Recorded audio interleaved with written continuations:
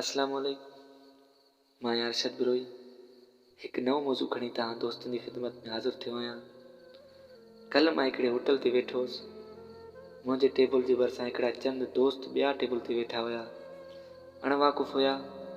उन्हनि जी गुफ़्तगू पई हले। गुफ़्तगू जो मौज़ू मां थोरो गौर कयो त पंहिंजनि ऐं परावनि जे सिलसिले ते उन दोस्तनि जो गुफ़्तगू पियो हले। गुफ़्तगू त काफ़ी डिघो सारो हुयो। उन मां हिकिड़े हमरा ॻाल्हि कई त यार पोइ बि पंहिंजो त पंहिंजो आहे, पंहिंजो मारे पोइ बि छा में थो चिलाए।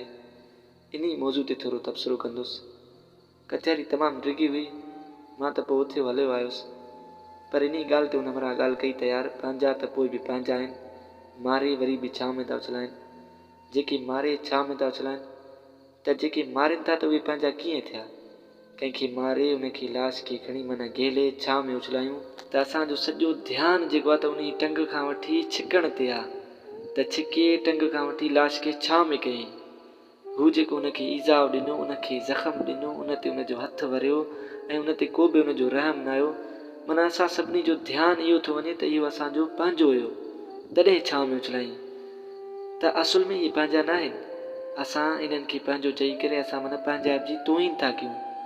पंहिंजा उहे हूंदा आहिनि जिन्हनि जे वाता ग़लति लफ़्ज़ बि पंहिंजनि लाइ न निकिरंदो आहे, जेके घणे टाइम ताईं नाराज़ बि न आहिनि रहंदा, पंहिंजा उहे हूंदा आहिनि। पंहिंजा अवेले टाइम में अची पहुचंदा आहिनि। पंहिंजा जेके उहे हूंदा आहिनि उहे चवंदा आहिनि त चलो उन ग़लती बि कई पर आहे त पंहिंजो। हाणे उन ग़लती जे बाबति छो माण्हू उनखे इख़्तिलाफ़ करे या उन सां वञी जंग करे। हिकिड़ो माण्हू क़तुलु थो करे, उनखे ईज़ाउ थो ॾिए, इन्हनि खे पंहिंजो था सम्झो। यकीन कयो त इहे पंहिंजा न आहिनि।